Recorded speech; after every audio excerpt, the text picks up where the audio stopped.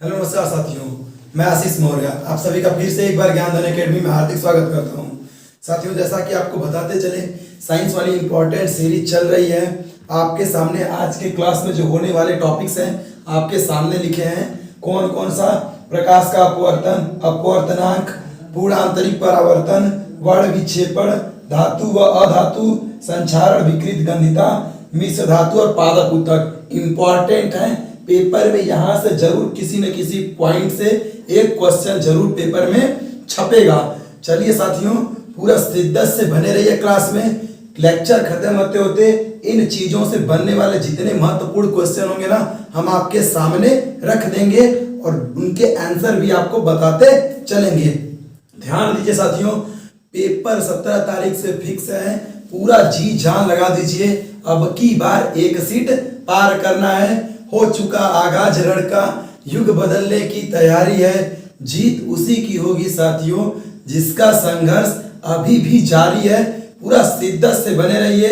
याद रखिए, मंजिल उन्हें नहीं मिलती जो रात भर सपने देखते हैं ना, मंजिल उनको मिलेगी जो अपने सपनों के लिए रात भर मेहनत करते हैं। चलिए ध्यान दीजिएगा, शुरू करते हैं साथियों। आज का पहला लेक्चर अपना क्या है? प्रकाश का अपवर्तन। चलिए ध्यान दीजिएगा। अच्छा, परावर्तन की घटना पे बात हो चुका है, ध्यान दीजिएगा। अपवर्तन क्या होता है साथियों? इसमें कम से कम दो माध्यम होने चाहिए। पहला माध्यम ये है और दूसरा माध्यम इसके जस्ट नीचे है। कम से कम दो माध्यम होने चाहिए और प्रकाश किसी एक माध्यम से कहाँ जानी चाहिए साथियों? दूसरे माध्यम में जानी चाहिए। बट होता क्या है ना, एक्चुअली हम लोग जानते हैं कि प्रकाश एक सीधी रेखा में क्या करती है साथियों? चलती है। बट देखिएगा ना, जैसे ही पहले से दूसरे माध्यम में जाएगा ना, अपना रास्ता क्या करेगा? बदल देगा। अपना रास्ता क्या करेगा? चाहे वो तो इधर भाग जाएगा या तो इधर चलाएगा। ध्यान दीजिएगा, मतलब इस वाले रास्ते पे देखिए नहीं जाएगा। क्यों नहीं जाएगा? क्योंकि एक माध्यम से कहां जा रहा है? दूसरे माध्यम में। माध्यम का मतलब समझ लीजिए, जिसमें प्रकाश जाएगी वह उसी के लिए क्या होगा? माध्यम। ऐसे समझ लीजिए, ये कांच है आपका, ऊपर क्या है साथियों? कांच, और नीचे मान लीजिए क्या है? वायु है। तो कांच आपके लिए क्या हो गया? सघन माध्यम। वायु क्या हो गया? विरल माध्यम। चलिए ध्यान दीजिएगा। फिलहाल ऐसे समझिए, अपवर्तन क्या होता है कि जब प्रकाश किसी एक माध्यम से दूसरे माध्यम में जाती है, अपना रास्ता क्या करती है? बदल देती है। यही घटना क्या कहलाती है? अपवर्तन की घटना। इस पे बहुत सारे उदाहरण है जो पेपर में डायरेक्ट क्या होंगे? आपसे छपे हुए मिलेंगे। जैसे समझ लीजिए, रात को आप लोग देखते होंगे ना, तारे आकाश में चमकते हैं ना, टिमटिमाते हुए दिखते होंगे। वो भी कौन सी घटना है साथियों? इसी अपवर्तन की घटना के कारण पेपर में डायरेक्ट छपेगा कि जो आकाश में तारे टिमटिमाते हैं ना, वो किस घटना पे मतलब आधारित है। कौन सी घटना? अपवर्तन की घटना। अभी ध्यान से सुनिएगा। पानी में पेंसिल पड़ी रहती है ना, आधा डूबी हो, मान लीजिए ये पानी का जार है, ऐसे समझ लीजिए, और ये आधा डूबी हो ना साथियों, पेंसिल अगर आधा डूबा होगा ना, तो थोड़ा सा ये साथियों कैसा दिखेगा? टेढ़ा दिखेगा ना यहाँ से। ठीक कौन सी घटना? यही अपवर्तन वाली घटना। पानी के अंदर कोई कॉइन डाल दीजिएगा, सिक्का ना, या कोई भी वस्तु ना, वो कुछ ऊपर दिखेगी। अपना अंगुली डालिएगा पानी में, देखिएगा मोटा दिखेगा। कौन सी घटना? अपवर्तन की घटना। ध्यान दीजिएगा, सूर्योदय जब नहीं हुआ रहता है ना, सूरज जब नहीं उगा रहता है ना, उसके पहले ही हमें सूरज दिखाई देता है, और जब डूब जाता है ना, तब भी उसके बाद तक दिखाई देता है। कौन सी घटना? अपवर्तन की घटना। इंपॉर्टेंट है, छाप लीजिएगा। चलिए, नियम होता है अपवर्तन का, दो ही नियम है। कौन कौन से नियम है? ध्यान दीजिएगा। जो आती है किरण इसको आपतित, जो जाती है उसको अपवर्तित। ध्यान दीजिएगा, ये क्या है साथियों? आपतित किरण, और ये साथियों आपका अपवर्तित किरण। ठीक है, तो आपतित किरण, अपवर्तित किरण और हाई जो है साथियों, इसको क्या कहते हैं? अभिलंब। अभिलंब। तीनों क्या होने चाहिए? एक ही तल में होते हैं। नियम देखिए, दो नियम है। अब परावर्तन का भी दो था, अपवर्तन का भी दो ही है। चलिए, आपतित किरण, अपवर्तित किरण और अभिलंब तीनों एक ही तल में होते हैं। हाई होता है देखिए साथियों आपतन कोण, और हाई हो जाता है आपका अपवर्तन कोण। तो क्या कहता है दूसरा नियम? ध्यान दीजिएगा कि आपतन कोण की जो ज्या होती है यानी साइन आई, और अपवर्तन कोण की जो ज्या होती है साइन आर, वो कांस्टेंट होता है, यानी n के बराबर होता है। n क्या है? यह आगमा वाला बात है, अपवर्तनांक। क्या कहिएगा? आपतित किरण की ज्या मतलब आपतन कोण की ज्या तथा अपवर्तन कोण की ज्या का जो अनुपात होगा ना, रेशियो होगा, वही अपवर्तनांक कहलाएगा। ध्यान दीजिएगा, मेन फॉर्मूला क्या होता है साथियों? अपवर्तनांक n बराबर होता है c by v। c by v। c क्या है? निर्वात में प्रकाश की चाल कितनी होती है? वैल्यू 3 × 10⁸ मीटर पर सेकेंड। अच्छा, ई v क्या है साथियों? माध्यम में प्रकाश की चाल। माध्यम में प्रकाश की चाल, ध्यान दीजिएगा। और ये n क्या है? उसी माध्यम का प्रकाश जिस माध्यम में प्रकाश की चाल की बात की जा रही है। ध्यान दीजिएगा, यही माध्यम का क्या है? अपवर्तनांक है। आपसे पेपर में क्या पूछेगा? ऐसे दे देगा कि जल का अपवर्तनांक 4/3 है, जल में प्रकाश की चाल कितनी होगी? कुछ मत करिएगा, जल का अपवर्तनांक यानी n दे दिया और वहीं भी पूछ रहा है और आपको c की वैल्यू पहले से पता है, रख दीजिएगा, आंसर निकल के आ जाएगा। कोई दिक्कत होनी नहीं चाहिए। ध्यान दीजिए, ये जो दूसरा नियम है ना साथियों, किसका? अपवर्तन का ना, ये जो अपवर्तन का दूसरा वाला नियम है ना, इसे कहते हैं स्नेल का नियम। ध्यान दीजिएगा, स्नेल का नियम। स्नेल एक वैज्ञानिक थे, उन्हीं के आधार पे इस नियम को रखा गया है, क्योंकि ये नियम उन्होंने ही दिया है। स्नेल का नियम इसीलिए बोलते sin i by sin r बराबर क्या? एंड डायरेक्ट पेपर में छप जाएगा कि स्नेल का नियम इनमें से कौन सा है। ऑप्शन ढूंढिएगा, मार दीजिएगा। चलिए, अपवर्तनांक समझ गए, n बराबर c बाई v। चलिए, क्या है अगला? पूर्ण आंतरिक परावर्तन। इंपॉर्टेंट है, नोट करके लिखिएगा ना, क्योंकि पेपर में यहां से छपेगा तो छपेगा, चाहे जैसे छप जाए। चलिए ध्यान दीजिए, बात करेंगे साथियों किस पे? पूर्ण आंतरिक परावर्तन की घटना। अच्छा, देखे होंगे ना, हीरा चमकता है ना साथियों, हीरा, डायमंड है ना, डायमंड। कौन सी घटना पे पूर्ण आंतरिक परावर्तन? डायरेक्ट छपेगा कि हीरा चमकता है, किस घटना पे आधारित है? तो प्रकाश के पूर्ण आंतरिक परावर्तन की घटना पर। अगला उदाहरण समझिएगा इसका, केवल उदाहरण समझ लीजिए, क्योंकि उदाहरण ही केवल पेपर में पूछता है। अगला उदाहरण देखिएगा, जो कांच होता है ना, कांच में देखिए दरार पड़ जाती है, कभी कभी स्क्रैच पड़ जाता है, वो भी चमकता है, किसके कारण? इसी पूर्ण आंतरिक परावर्तन की घटना के कारण। अगला समझिएगा, पानी के अंदर ना, पानी के अंदर वायु के बुलबुले कभी कभी देखिए चमकते हुए दिखते हैं। कौन सी घटना? पूर्ण आंतरिक परावर्तन की घटना। ध्यान दीजिएगा, इसी घटना पर ना एक खतरनाक वाला चीज आधारित है। कौन सा वाला? मरीचिका। ध्यान दीजिएगा, क्या चीज लिखती है? मरीचिका। मर गया नहीं, हम मरीचिका, यानी इसी को कहते हैं भ्रम। कभी जाइएगा रेगिस्तान ना, हाँ रेगिस्तान यानी राजस्थान में ना, तो रेत जहां पे होगी ना, वहां पे अक्सर भ्रम हो जाता है। क्यों? क्योंकि दूर से लगता है कि वहां पानी है, बट जाइएगा पास में पानी नहीं होगा। कभी कभी आप लोग खुद ही सड़क पे जाते होंगे गर्मियों के मौसम में ना, तो अक्सर ये पाते होंगे कि दूर पे कुछ सड़क पे देखेंगे ना तो पानी दिखाई देता है, बट जाएंगे वहां नजदीक ना, नहीं होगा। यही घटना है मरीचिका वाली, और ये किस पे आधारित है? पूर्ण आंतरिक परावर्तन की घटना पर। ध्यान दिया, एकदम इंपॉर्टेंट है कि मरीचिका जो होती है कौन सी घटना पे आधारित है? इसी पूर्ण आंतरिक परावर्तन की घटना पर। और मरीचिका का मतलब क्या है? भ्रम हो जाना। चलिए अगला ध्यान दीजिएगा, अगला क्या है साथियों? वर्ण विक्षेपण की घटना। इंपॉर्टेंट है, एकदम उठाए हैं, ध्यान दीजिएगा। वर्ण विक्षेपण मतलब समझिएगा, वर्ण विक्षेपण यानी कि सूर्य के श्वेत प्रकाश का विभिन्न रंगों में क्या करना? बट जाना। इंद्रधनुष देखे ना, उगा रहता है, सूर्य का प्रकाश विभिन्न रंगों में क्या होता है? बट जाता है।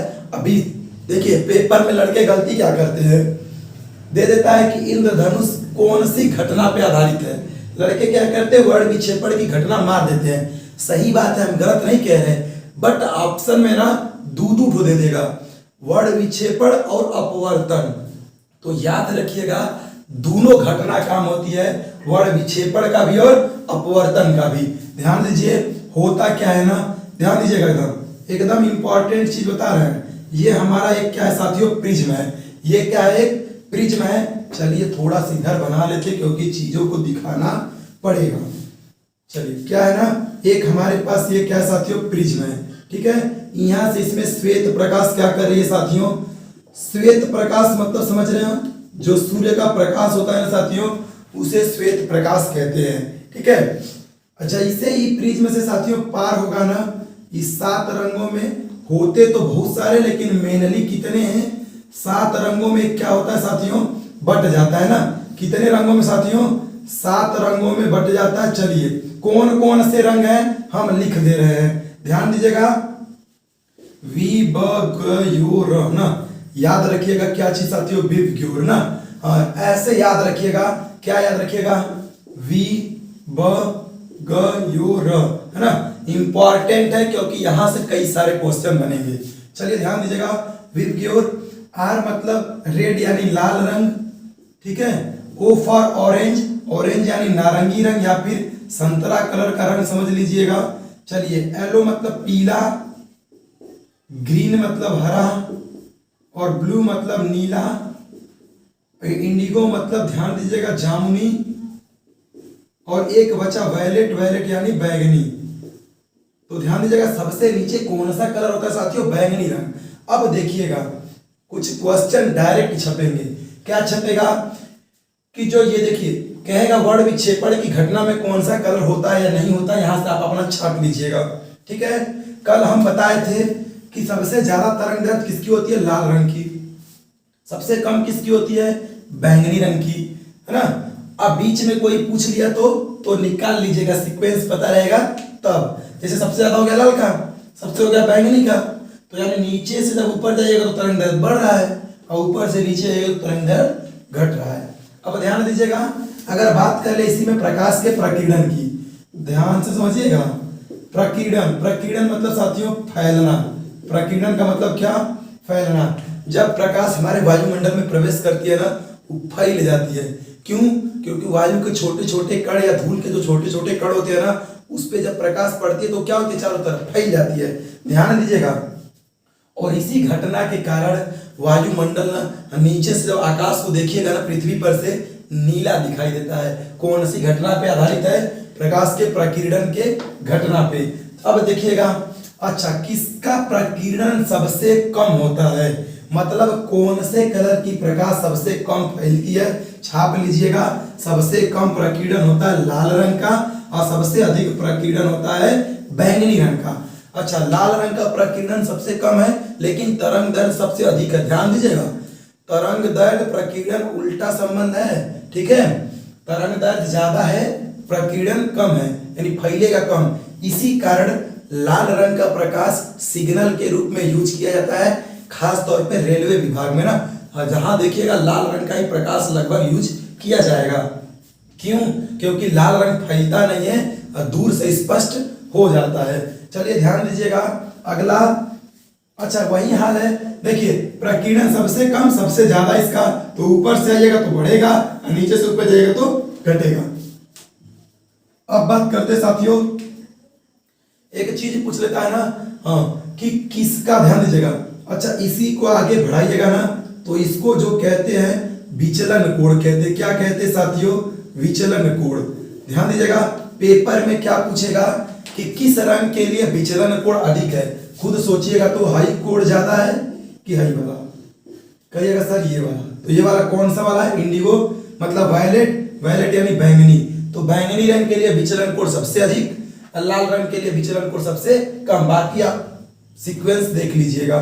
तो इंपॉर्टेंट है सीक्वेंस, जरूर याद रखिएगा। और अगर आपसे पूछ ले कि जो इंद्रधनुष है कौन सी घटना पे आधारित है, तो अपवर्तन प्लस वर्ण विक्षेपण। क्यों, क्योंकि प्रकाश पानी की बूंदों पे जब टकराता है ना, तो वहां कौन सी घटना होगी, अपवर्तन की।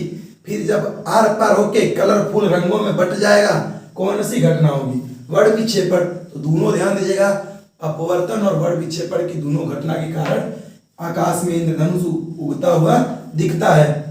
क्या गर्मी में उगता है, नहीं, केवल बरसात में। क्यों, क्योंकि पानी की बूंद ही किसका काम करती है साथियों, प्रिज्म का काम करती है। ध्यान दीजिएगा। अगला सबसे इंपॉर्टेंट है धातु व अधातु। चलिए ध्यान दीजिएगा साथियों, धातु व अधातु पे इंपॉर्टेंट है, समझिएगा। जो आसानी से इलेक्ट्रॉन को त्याग कर प्लस बनाएंगे धातु कहलाएंगे, और जो आसानी से इलेक्ट्रॉन को ग्रहण करके यानी ऋण आयन बनाकर बना लेंगे उन्हें क्या कहेंगे, अधातु कहेंगे। ध्यान दीजिएगा धातु कुल कितने हैं साथियों ना, हाँ बार बार यही टेंशन होती है कि धातु कितने हैं, अधातु कितने हैं। और एक और लिख लीजिए क्या चीज, उपधातु ना, उपधातु है ना, उपधातु कितने हैं। चलिए लिख दे रहे हैं, टोटल लिख लीजिएगा 90 ठो धातु हैं, 21 ठो अधातु हैं और 7 ठो उपधातु। जोड़िएगा तो कितना हो जाएगा, जोड़ तो आता ही होगा 118 है ना, 118 और इतना ही 118 तत्व आवर्त सारणी में रखे हैं। अगला लेक्चर इसी पे होगा, आवर्त सारणी इंपॉर्टेंट है, पेपर में क्वेश्चन छपेंगे। अच्छा कुछ लोगों को टेंशन है कि क्या सर सिलेबस आप खत्म करवा पाएंगे, हम कह रहे हैं हम नहीं करवा पाएंगे है ना, हम कहाँ कहें कि हम करवा देंगे, हम तो ये कहें कि इंपॉर्टेंट टॉपिक जो है ना उनको कवर करा देंगे जहां से क्वेश्चन बनता है। चलिए मेन पॉइंट्स कवर किया जाएगा, 3-4 लेक्चर और बाकी है, काम तमाम है ना, काम तमाम। कहे थे 10-12 लेक्चर चाहिए हमको, 10-12 आपके सामने दे देंगे ना, आप कहीं पढ़ लीजिएगा, सिलेक्शन यहीं से पाइएगा, आपको लगेगा कि यहीं पे कंटेंट बढ़िया था, कम समय में हम लोग बेहतर कर लिए। चलिए ध्यान दीजिएगा कितने धातु, 90, 21 अधातु और 7 उपधातु। चलिए अच्छा उपधातु किसे कहेंगे, जो प्लस माइनस दोनों बना लेना, हाँ जो प्लस माइनस दोनों बनाएंगे वो उपधातु होंगी। चलिए धातुओं को 2 भागों में क्या किया गया साथियों, बांट दिया गया है, ध्यान से समझिएगा। एक लौह धातु, एक लौह धातु यानी जिसमें आयरन की मात्रा होगी, और एक अलौह धातु जिसमें आयरन की मात्रा नहीं होगी। धातु यानी मेटल, धातु यानी साथियों मेटल, और लौह धातु यानी फेरस मेटल और नॉन फेरस मेटल। लौह धातु में साथियों कितनी है, 3 ही है, छाप लीजिए कौन कौन, ढलवा लोहा, ढलवा लोहा है ना, ढलवा लोहा और एक पीटवा लोहा, और एक होता है साथियों पिग आयरन यानी कच्चा लोहा ना, पिग आयरन। अच्छा ढलवा लोहा साथियों ध्यान दीजिएगा, ढलवा लोहा कहते हैं कास्ट आयरन, ये रॉट आयरन, और ये कच्चा लोहा को है, ठीक है, पिग आयरन ही बोलते हैं। चलिए ध्यान दीजिएगा ढलवा लोहा ना भंगुर होते हैं, पटक दीजिएगा ना तो टूट जाएगा, ठीक है। जो डिजाइन देखते हैं ना गेट वोट पे बना हुआ डिजाइन चिपका रहता है वो ढलवा लोहा का होता है, पटक दीजिएगा ना टूट जाएगा। कभी पूछ के देख लीजिएगा, दुकान पे जाएगा कहेगा ढलवा लोहा दीजिए, ध्यान दीजिएगा भंगुर होते हैं, ये ज्यादा स्ट्रेंथ बियर नहीं कर सकते, पीटवा लोहा ज्यादा कर सकते हैं, इनको कितना भी पीटेंगे, पीटवा पीट पीट के बनाया गया है, कितना पीट दिया है वो खुदा नहीं जल्दी टूटेगा है ना, कच्चा लोहा से ही मिला के ये बनाते हैं। तो ये है आपके सामने लौह धातु है, ठीक है। अलौह धातु में साथियों, अलौह धातु में जितनी है ना, 90 के बाद सब अलौह, सब 90 जो है ना, लोहा को छोड़ दीजिए, लोहा को क्या करिए छोड़ दीजिए, आयरन को, सब अलौह धातु, ठीक है। अच्छा देखिएगा ना एक क्वेश्चन बनता है, क्या बनता है कि धातुओं के गुण की बात करें, गुण से क्वेश्चन पूछता है, क्या पूछता है गुण में कि कौन सी धातु का आघात वर्धनीयता सबसे ज्यादा होती है, आघात वर्धनीयता, ध्यान दीजिएगा आघात वर्धनीयता, समझिएगा इसका मतलब धातु को पीट पीट के चादर के रूप में क्या करना, फैला देना, वह होता है आघात वर्धनीयता। किसका सबसे ज्यादा होता है, छाप लीजिए, सोने का सबसे ज्यादा होता है, सोने का सबसे ज्यादा होता है ना, आघात वर्धनीयता सोने की सबसे ज्यादा। चलिए अच्छा एक होता है ना, एक होता है तन्यता, इंपॉर्टेंट लिख दे रहे हैं, तन्यता यानी तान, देखिए नाम से क्लियर, तन्यता यानी तान के किस में बदल देना, वायर यानी तार के रूप में तन्यता कहलाएगा। किसका ज्यादा होता है, सोने का ही। कितना होता है तन्यता ना, ध्यान दीजिएगा, अगर 1 ग्राम सोना लीजिएगा, कितना ग्राम, 1 ग्राम बहुत कम होगा, 2 किलोमीटर लंबा तार बना सकते हैं, इतना होती है तन्यता। 1 ग्राम सोना से 2 किलो, सोचे कितना तन जाएगा ये, बाकी चीज को तानिएगा पहले टूट जाएगा, नहीं जाएगा उतना दूर, है ना, यह होता है तन्यता। 2 चीजें इसी से क्वेश्चन बनता है। अच्छा एक भंगुरता होती है, ध्यान दीजिएगा, भंगुरता, भंगुरता मतलब साथियों जैसे कांच देख रहे हैं ना, कांच पटक दीजिएगा ना छिटा जाएगा दाने जैसा टूट के ना, हाँ तो भंगुरता साथियों कांच की सबसे ज्यादा है और जितने धातु है ना उनका कम होता है। कमेंट बॉक्स में छापिएगा कि कौन सी धातु द्रव फॉर्म में पाई जाती है ना, एक लौती है द्रव फॉर्म में पाई जाती है। कमेंट बॉक्स में जरूर छापिएगा, अगले लेक्चर में हम इसका आंसर जरूर देंगे। चलिए अब बात करिएगा ना, इंपॉर्टेंट थे ये हम लिख दिए। अच्छा, जंग वाली बात यानी संक्षारण की बात अभी करते हैं। और धातु को समझ लीजिए, जो माइनस बनाएंगी कितनी है, 21 है। इससे कोई खास क्वेश्चन आपके सामने देखने को नहीं मिलेगा, ठीक है। अगर आपसे पेपर में अधातु पूछ लिया छांटने को, डिस्क्रिप्शन बॉक्स में एक वीडियो का लिंक है जिसमें हम धातु, अधातु और उपधातु को ट्रिक के माध्यम से छांटना बताया है। आप जरूर विजिट करिए और उस लेक्चर को जरूर देखिए। चलिए साथियों, अगला बात करते हैं किस पे, संक्षारण पे ना। संक्षारण यानी साथियों जंग लगना। संक्षारण का मतलब क्या, जंग लगने की बात कर रहे हैं ना, जंग लगना संक्षारण, संक्षारण है ना। संक्षारण यानी जंग लगना कैसे लगता है, वायु प्लस नमी के कारण ना, वायु प्लस नमी के कारण धातुओं में जंग लग जाता है। कौन सी धातु में किस रंग का जंग लगता है छापते चलिए। लोहा में भूरे कलर का, कौन से रंग का साथियों, भूरा रंग का। एल्यूमिनियम की बात कर लीजिए ना, एल्यूमिनियम सफेद रंग का है ना। पेपर में डायरेक्ट छपता है कि एल्यूमिनियम में किस कलर का जंग लगता है, सफेद कलर का। चलिए अगला लिख लीजिएगा आप, लोहा हो गया, एल्यूमिनियम हो गया। अब लिख लीजिए चांदी, चांदी यानी सिल्वर है ना, काले कलर का। किस रंग का, कभी देखिएगा ना जो लड़कियां पायल वायल पहनती हैं उनको तो काला पड़ जाता है ना, क्यों, क्योंकि चांदी में काले रंग का ही जंग लगता है, ठीक है। चलिए एक और लिख लीजिए तांबा है ना, तांबा लिख लीजिए। तांबे में साथियों हल्का हरा रंग का ना, हल्का हरा कलर का जंग लगता है। यही चार इंपॉर्टेंट थे, हम आपके सामने क्या किए, लिख दिए। लोहे में भूरे रंग का, एल्यूमिनियम में सफेद, चांदी में काला, तांबा में हल्का हरा कलर का ये जंग लगते हैं। चलिए अगला ध्यान दीजिएगा, कैसे कम कर सकते संक्षारण को ना। बहुत ही घाटा होता है। देखिए अगर धातुओं में संक्षारण होगा ना तो जितने भी धातु से चीजें बनी होंगी जल्दी जल्दी क्या होंगी, खराब हो जाएंगी। तो इनको रोकने के लिए क्या क्या करते हैं, पेंट कर देते हैं ना, पेंट करते होंगे धातुओं पे, पेंट करते हैं, संक्षारण को रोक सकते हैं। दूसरा साथियों, स्नेहक का प्रयोग करके, स्नेहक किसे कहते हैं, जिनका उपयोग करने पर घर्षण को क्या किया जाए, कम किया जाए ना। घर्षण, तेल समझ रहे हैं, कई साइकिल वाइकिल चलाते होंगे, मोटरसाइकिल तेल दिलवाते होंगे उसमें, क्यों, उसी घर्षण को कम करने के लिए, वही होते स्नेहक।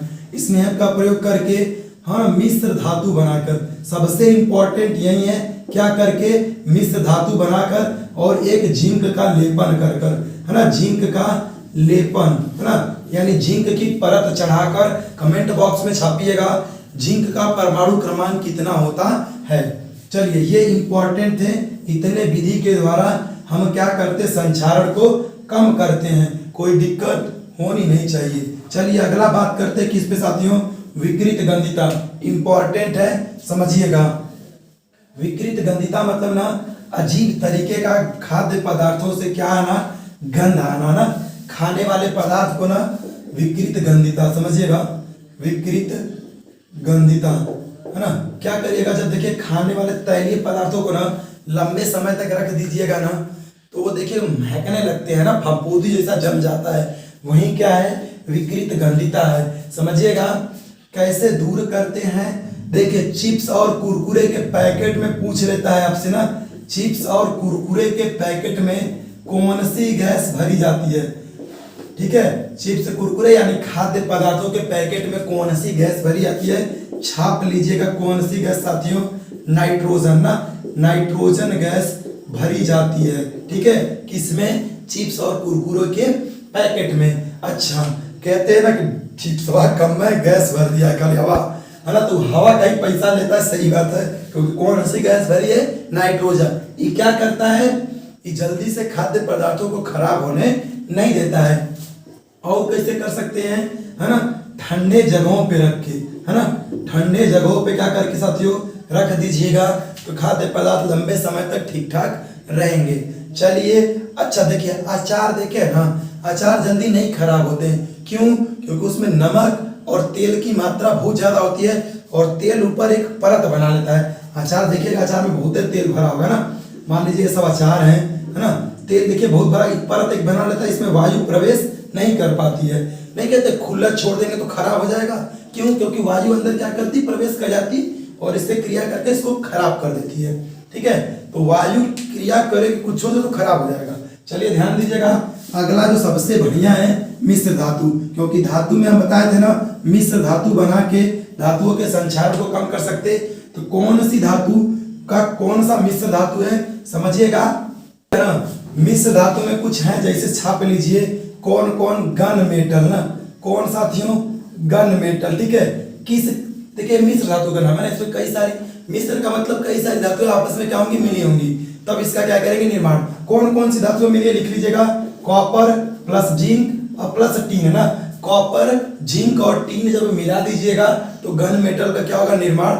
इसी से जो गोली होती है ना, बुलेट, बंदूक की जो बुलेट होती है ना, और कुछ बंदूक के पार्ट्स भी इसी से क्या किए जाते हैं, बनाए जाते हैं। अगला लिख लीजिएगा साथियों, जर्मन सिल्वर ना, जर्मन सिल्वर क्या क्या होगा साथियों, कॉपर प्लस जिंक और plus nickel, copper zinc plus nickel है ना।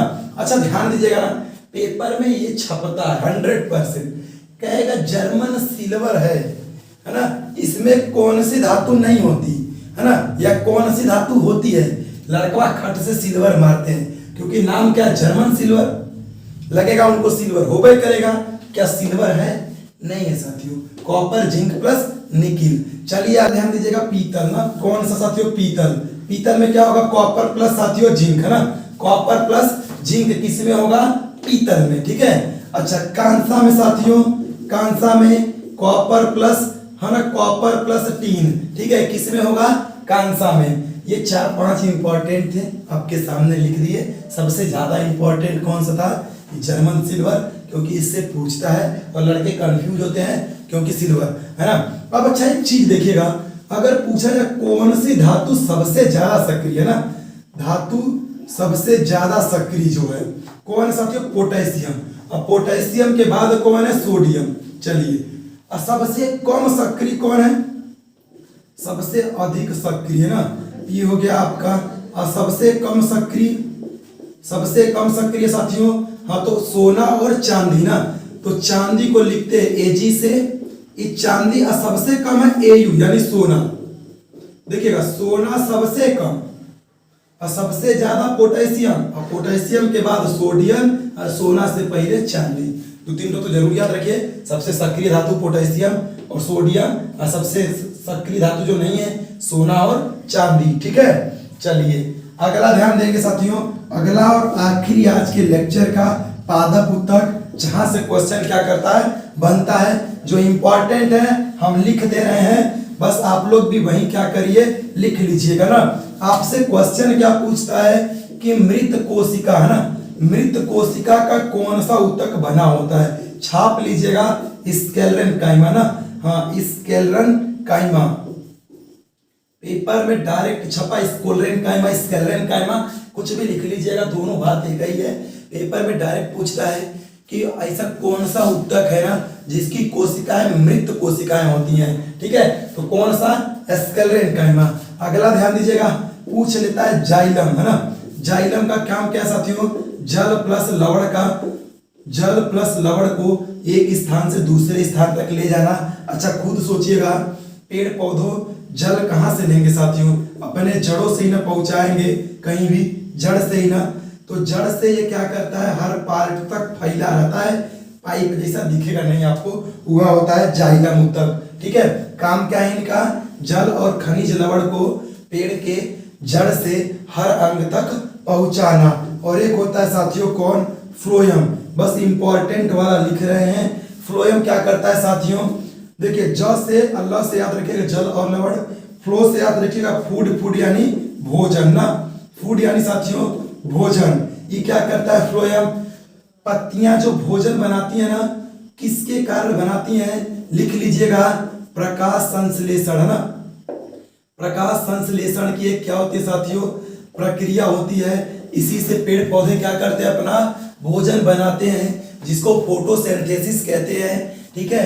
और ये जो पत्तियां भोजन बनाती है ना, किसके रूप में स्टोर करती है, छाप लीजिएगा, मंड के रूप में ना, मंड के रूप में इनके अंदर स्टोर होता है। और यही भोजन को फ्लोएम क्या करता है, पेड़ पौधों के हर भाग तक पहुंचाता है। कहां से, पत्ती से लेके, ठीक है। ये कुछ इंपॉर्टेंट थे किसके बारे में साथियों, पादप ऊतक, अच्छा जंतु ऊतक में मेन कौन थे, मेन था आपका ब्लड, ठीक है, और एक था बोन यानी हड्डी। ये इंपॉर्टेंट थे, हम इसको अच्छे से कराए हैं। आप लोग जरूर विजिट करिए और इस लेक्चर का आनंद लीजिए।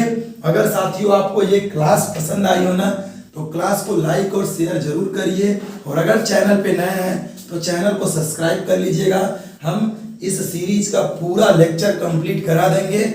मिलते हैं साथियों अगले वीडियो में, तब तक के लिए धन्यवाद।